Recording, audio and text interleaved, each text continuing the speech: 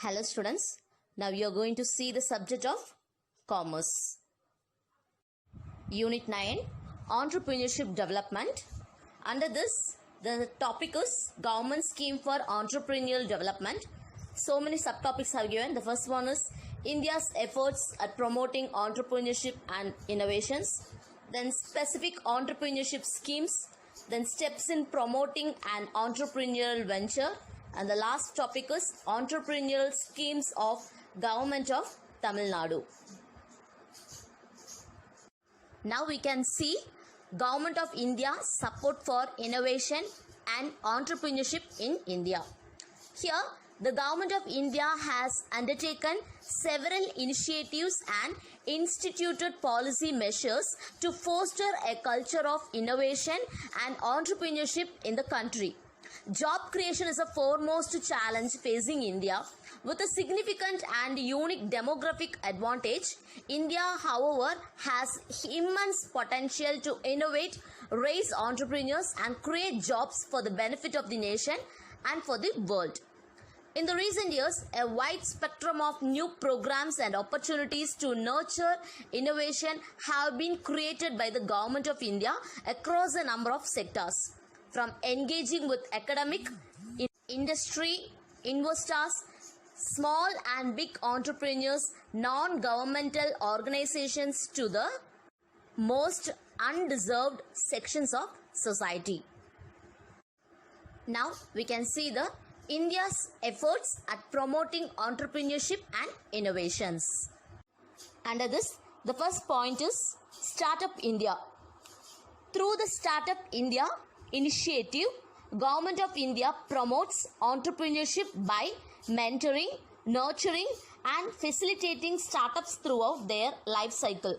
Since its launch in January 2016, the initiative has successfully given a head start to numerous aspiring entrepreneurs. A fund of funds has been created to help startups gain access to funding. So this is called to be as a Startup India. Next is Make in India. This scheme is designed to transform India into a global design and manufacturing hub. The Make in India initiative was launched in September 2014. It came as a powerful call to India's citizens and business leaders and an invitation to potential partners and investors around the world to centralize the information about opportunities in India's manufacturing sector. So this is called to be as a Make in India. The next one is Atal Innovation Mission. It is also called to be as an AIM. AIM is the Government of India's endeavor to promote a culture of innovation and entrepreneurship, and it serves as a platform for promotion of world-class innovation hubs, then grand challenges, startup businesses and other self-employment activities, particularly in technological driven areas. And the fourth one is Support to Training and Employment Program for Women. The short form is STEP. This STEP was launched by the Government of India's Ministry of Women and Child Development to train women who have access to formal skill training facilities, especially in rural India. Here, the program imparts skills in several sectors such as agriculture, horticulture, food processing, handlooms, then traditional crafts like embroidery, travel and tourism, hospitality, computer and IT services. Next one is JAM, which is also called to be as a Jan Dhan Aadhar Mobile. So here this JAM for the first time is a technological intervention that enables a direct transfer of subsidies to intended beneficiaries and therefore eliminates all intermediaries and leakages in the system, which has a potential impact on the lives of millions of Indian citizens. The next one is Digital India. The Digital India initiative has been launched to modernize the Indian economy to make all government services available electronically. The initiative aims at transforming India into a digitally empowered society and knowledge economy with universal access to goods and services. This is called to be as a digital India. The next one is Stand Up India. It was launched in 2015. Stand Up India seeks to leverage institutional credit for the benefit of India's underprivileged. It aims at enabling economic participation of women entrepreneurs, scheduled caste and scheduled tribes, and share the benefit of Indian growth with the above mentioned categories. The next one is Trade Related Entrepreneurship Assistance and Development. The short form is TREAD. This scheme envisages to address the critical issues of access to credit among India's underprivileged women. The TREAD program enables credit availability to interested women through non-governmental organizations such as NGOs. As such, women can receive support of registered NGOs in both accessing loan facilities and receiving counseling and training opportunities to kick-start proposed enterprises in order to provide pathways for women to take up non-farm activities. This is called to be as a trade-related entrepreneurship assistance and development. The next one is Pradhan Mantri Kaushal Vikas Yojana, PMKVY. Here, a flagship initiative of the Ministry of Skill Development and Entrepreneurship. It is also called to be as an MSDE. This is a skill certification initiative which aims to train youth in industry relevant skills to enhance the employment opportunities for livelihood creation and employability. The next one is National Skill Development Mission. So here, this scheme was unveiled in July 2015. The mission aims at building synergies across the sectors in terms of skill training activities. You mean synergies means unity across the sectors in terms of skill training activities with a vision to build a skilled India. It is designed to expedite decision making across the sectors to provide skills at scale without compromising on quality or speed. The next one is Science for Equity, Empowerment and Development. The short form is SEED. The SEED aims to provide opportunities to motivated scientists and field level workers to undertake action-oriented or location-specific projects for socio-economic gain, particularly in rural areas. SEED emphasizes equity in development so that the benefits of technology accrue to a vast section of the population. Thus, these are all about the India's efforts at promoting entrepreneurship and innovations. So, the next topic is other specific entrepreneurship schemes. In order to support and strengthen the startup culture in India, the government has launched various schemes in the past few years. Under this, the first one is MSIPS, that is Modified Special Incentive Package Scheme.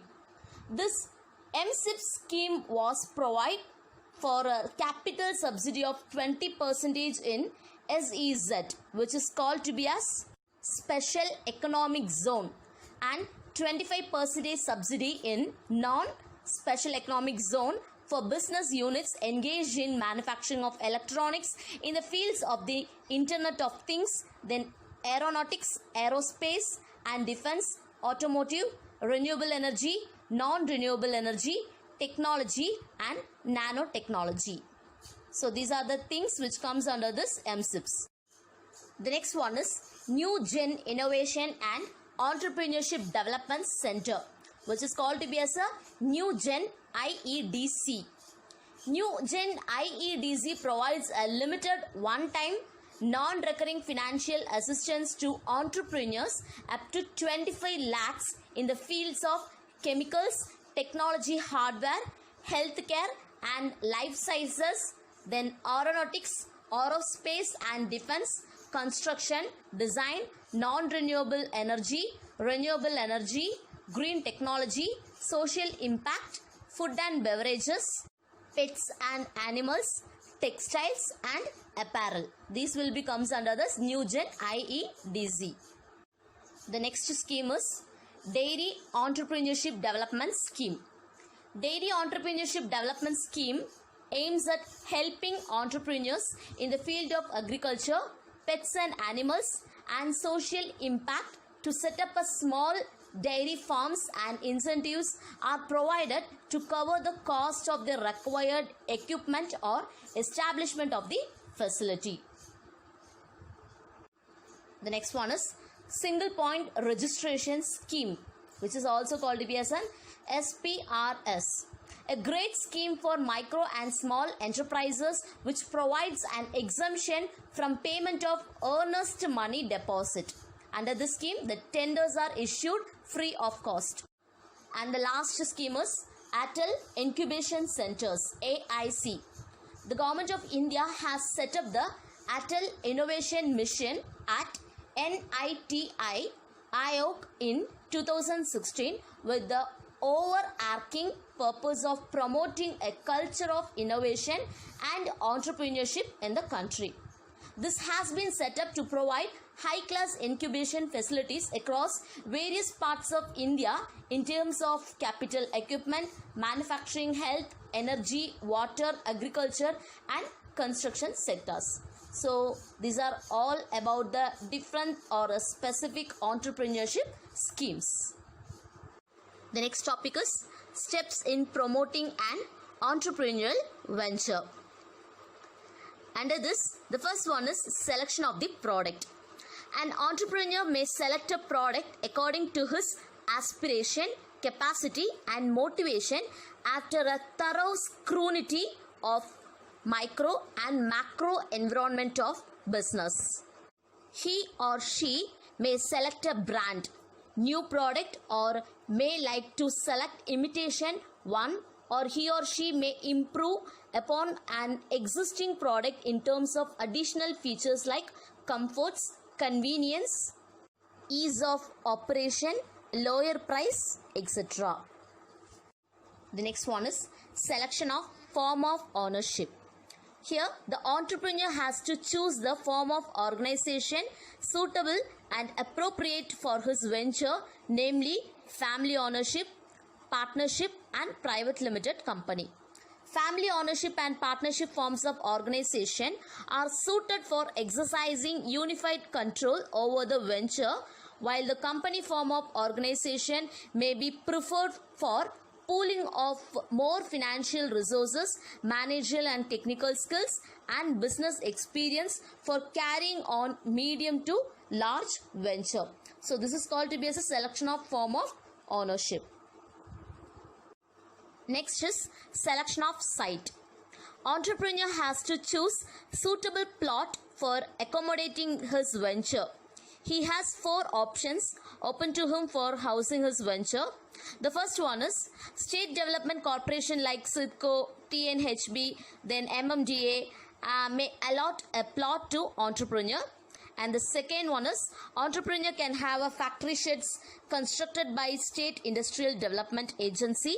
And the third one is entrepreneur can start ventures in the land developed by private developers.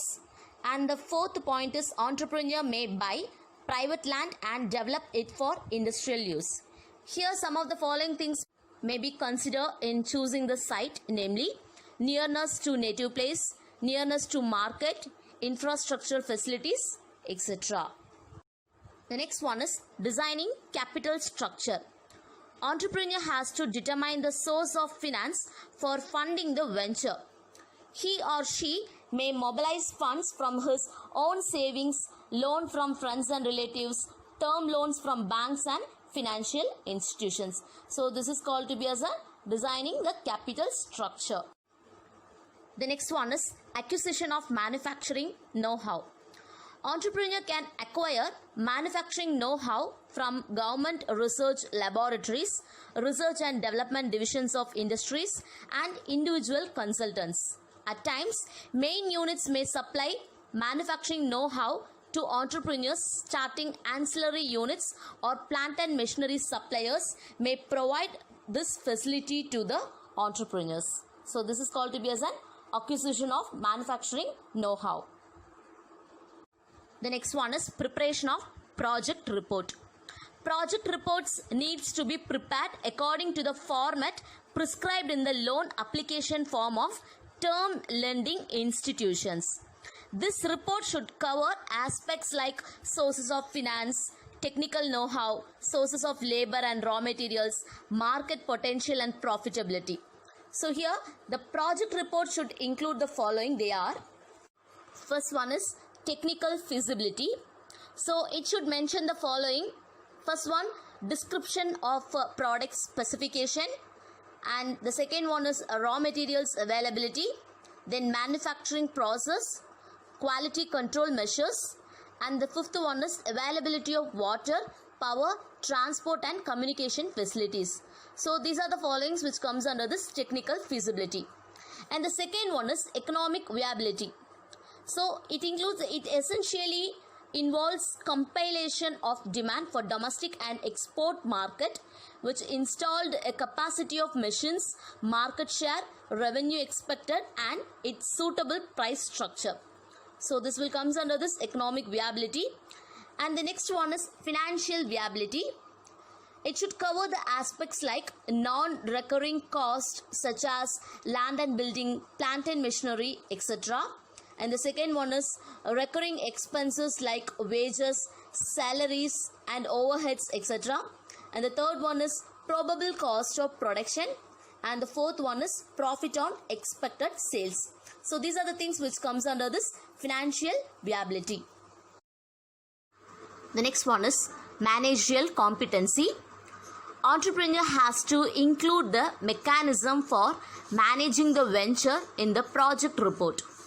In the case of small-sized ventures, the owner or partners may take care of managerial activities while a team of managerial personnel is to be brought in for manning various managerial positions across different levels of management in the case of corporate form of organization. He has to provide details of the organizational structure contemplated in the project report for implementing the venture. So this is called to be as a managerial competency. The next one is provisional registration certificate. Here the entrepreneur has to apply for provisional registration certificate. It will be issued to entrepreneur after the fulfillment of certain conditions for a period of 1 year subject to renewal of 2 periods of 6 months duration. If an entrepreneur is not able to commence production beyond the extension period, further extension will not be granted. And the next one is permanent registration certificate. Once the venture has commenced production or when it is ready to commence production, it is eligible to get permanent registration certificate. And the next one is statutory license. Entrepreneur has to obtain municipal license from the authority concerned. Then the entrepreneur has to register the unit with the central and sales tax department. If a unit comes within the provisions of Factories Act, he or she has to register it with Inspector of Factories, or it has to register the unit under the Shops and Establishments Act. So this is called to be as a statutory license. The next one is power connection. Entrepreneur has to make application to Assistant Divisional Engineer of State Electricity Board for power connection after paying security deposit and fulfilling the official formalities prescribed. So the last point is arrangement of finance. Entrepreneur requires 2 types of finance, namely long-term and short-term. While long-term requirements are needed for acquiring fixed assets, short-term requirements are meant for meeting working capital needs. So an entrepreneur has to bring in promoters contribution prescribed by financing agencies. So these are all the steps which involves in promoting an entrepreneurial venture. Now assignment. The first question is write a short note on the following: Dairy Entrepreneurship Development Scheme and Project Report. Dairy Entrepreneurship Development Scheme and project report. And the second question is describe the steps promoting entrepreneurial venture. Describe the steps promoting entrepreneurial venture.